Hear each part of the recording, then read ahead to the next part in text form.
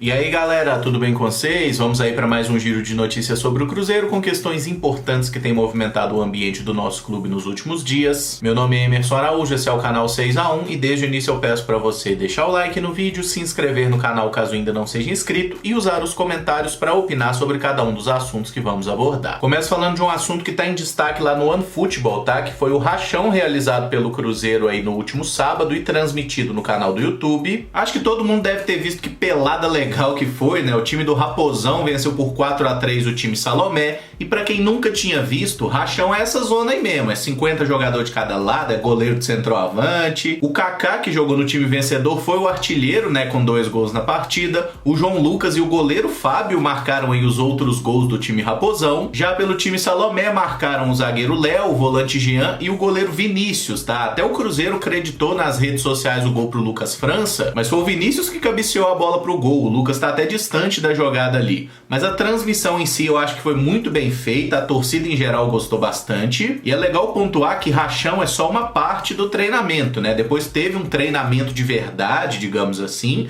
apesar do rachão também ajudar a desenvolver algumas habilidades, né? Até pelo fato de só poder dar 2 toques na bola. A experiência em si foi muito positiva, o time perdedor ainda doa cestas básicas para alguma instituição de caridade e tem sido legal acompanhar o clima do grupo do Cruzeiro, né? Parece de fato ser muito bom. Até o Henrique apareceu na toca pela primeira vez desde o acidente, né? Conversou com alguns companheiros ali, mas ele ainda não tá liberado para os treinamentos com o grupo, tá? Mas foi bom vê-lo, né? Aparentemente bem depois do acontecido. Essas e outras notícias você pode acompanhar no OneFootball, que é o maior aplicativo sobre futebol do planeta. Ele é totalmente gratuito, tá disponível tanto para Android quanto para iOS e o link para você baixá-lo tá aqui na descrição desse vídeo, beleza? Falando agora de transferências, o lateral esquerdo Giovani foi liberado pelo Bahia e já tá em Belo Horizonte, tá? Ele vai passar agora por exames médicos. Se for aprovado, ele assina contrato com o Cruzeiro até o final de 2021. Como eu falei nos vídeos da semana passada, né? Eu não contrataria, tá? Mas já que tá tudo certo e ele tem a confiança do Anderson Moreira, vamos torcer para que jogue bem e se torne uma peça importante do time. Para quem não conhece as características do Giovani, eu tô fazendo um vídeo de olheiro sobre ele, provavelmente tá no ar amanhã, tá? E para lateral direita, o Cruzeiro quer o Daniel Guedes, mas até agora não tem muita novidade sobre isso. Segundo o Samuel Venâncio da Rádio Tatiaia, o Cruzeiro já fez uma proposta oficial para o jogador e o Santos não deve botar empecilho para emprestá-lo. Agora depende realmente do atleta e do seu staff. Espero que venha, né? O Daniel Guedes é um jogador que tem uma característica diferente do Cáceres, ele tem mais qualidade no cruzamento, no apoio e acredito que vai ser uma boa peça aí para compor e para ter uma disputa por posição legal também nesse setor. E se um lateral direito pode chegar, outro lateral direito teve a sua saída oficializada na última sexta-feira, tá? O BID já publicou lá a rescisão de contrato com o Edilson e o jogador também se manifestou nas suas redes sociais. O Edilson disse ter orgulho de ter defendido o Cruzeiro, desejou sorte ao clube e afirmou que chegou a um consenso com a diretoria e que o acordo de rescisão assinado atendeu aos envolvidos. Isso significa que provavelmente o Edilson abriu mão de alguma coisa que teria a receber até o final do contrato, né, em dezembro desse ano.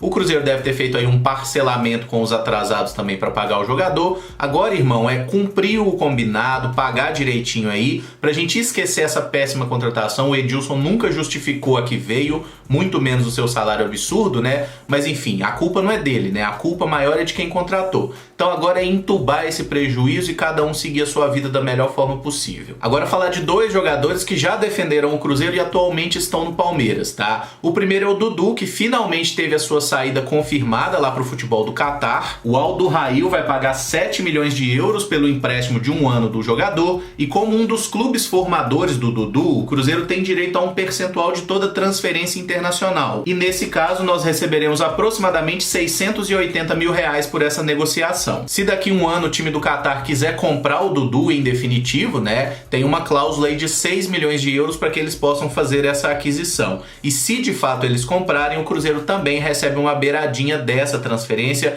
assim como de qualquer outra transferência internacional de jogadores formados aqui. Já o atacante Rony, né, ele tá envolvido num imbróglio com o Albirex Niigata, que é o clube que comprou ele do Cruzeiro lá em 2017. Esse rolo tá vindo desde então. E na semana passada o Rony recebeu uma suspensão da FIFA por 4 meses. Quando o Albirex contratou o Rony do Cruzeiro, eles pagaram ao nosso clube pela compra, mas levaram o jogador com um contrato de empréstimo, tá? Com um pré-contrato assinado para ele ficar em definitivo a partir do ano seguinte. O problema é que o Rony ou seus representantes não reconheceram esse pré-contrato contrato, né, que previa que o jogador ficaria por lá em definitivo. Então, após um ano de empréstimo, o Rony voltou a ser jogador do Cruzeiro e quase foi envolvido na compra do Bruno Silva junto ao Botafogo. Por causa desse rolo na justiça, o Botafogo não quis e a negociação não foi adiante. O Rony não foi reintegrado pelo Cruzeiro e acertou a rescisão com o nosso clube em abril de 2018, tá? Logo depois ele assinou o contrato com o Atlético Paranaense e jogou muita bola por lá. Pois bem, a FIFA puniu tanto o Rony com multa e suspensão, quanto o Atlético Paranaense com proibição de contratar jogadores. E a defesa do Rony resolveu atirar para todo lado, inclusive tentando envolver o Cruzeiro nessa história. Não tem como a gente saber o que a Corte Arbitral do Esporte vai decidir no final das contas, tá? Mas nesse caso especificamente, acho que o Cruzeiro não precisa se preocupar, não tem o que temer, porque a gente basicamente não levou vantagem nenhuma nessa história, e quem parece ter dado chapéu aí nos japoneses foi realmente o próprio jogador ou seus empresários, como queiram, né? O Cruzeiro vendeu o Rony, esse era o acordo, recebeu pela compra. Por uma questão do time japonês, acho que não podia comprar mais jogador, eles pegaram o camarada por empréstimo, depois o Rony não quis ficar por lá, voltou pro Cruzeiro, aí se o Cruzeiro tivesse aproveitado o jogador ou envolvido ele em outra negociação, aí eu acredito que sim, daria muito ruim pra gente. E eu nem acredito que vou dizer isso, tá? Mas a incompetência do Itair pode ter ajudado o Cruzeiro nesse caso, porque ele dispensou um baita jogador como o Rony e esse não aproveitamento do atleta que deve evitar essa dor de cabeça pra gente. E não dá pra gente dizer que o Itair foi muito consciente, sabia do problema da justiça e não quis prejudicar o Cruzeiro, porque ele que tentou envolver o Rony na negociação com o Botafogo, que ia dar no nosso rabo da mesma forma.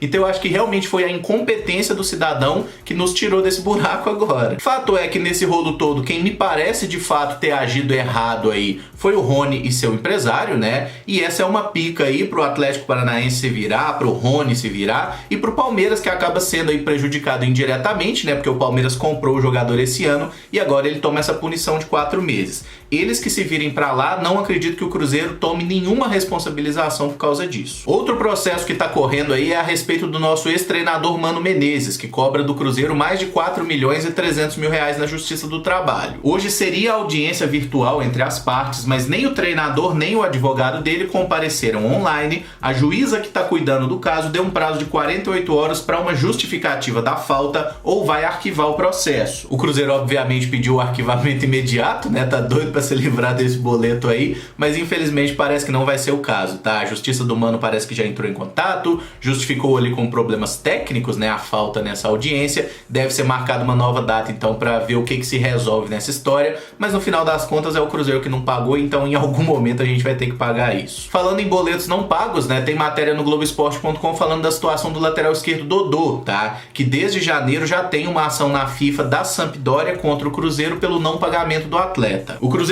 trouxe o Dodô emprestado, né, por 12 meses com obrigação de compra se ele jogasse 3 partidas ou se o Cruzeiro fizesse 15 pontos no Campeonato Brasileiro. As duas situações foram cumpridas e assim o nosso clube tinha que pagar 300 mil euros aos italianos. Mas o Cruzeiro não pagou e por isso a Sampdoria acionou a FIFA. O valor não é tão grande, né? 300 mil euros hoje não chega a 2 milhões de reais. Acredito que o Cruzeiro consiga pagar isso aí sem grandes problemas. Mas a treta mesmo é conseguir resolver com o Dodô, né? Aquele contrato absurdo que foi assinado com ele, que é quase 1 milhão de reais que ele ganharia por mês aí, envolvendo salários e luvas. Enfim, né? Vamos torcer para que o nosso departamento jurídico consiga fazer bons acordos nas duas situações. E para fechar, no final da última sexta-feira, depois da publicação do vídeo, a Prefeitura de Belo Horizonte liberou a realização das partidas de futebol aqui na capital dentro de um protocolo específico, tá? A Prefeitura exigiu algumas questões além aí do protocolo da Federação Mineira, como que os profissionais de imprensa credenciados também tenham o exame para o Covid. Com isso, a reestreia do Cruzeiro na temporada tá marcada para o próximo domingo, Cruzeiro e o RT 19 horas no Mineirão, tá? Já tá confirmado o jogo. E aí o que a gente espera é que logo seja anunciado esse novo acordo do Cruzeiro com a Minas Arena, né? Até porque agora, não tendo bilheteria, o Cruzeiro poderia mandar seus jogos em qualquer lugar, né? Até porque não precisa ficar gastando muito e o Mineirão, obviamente, é o estádio mais caro para isso.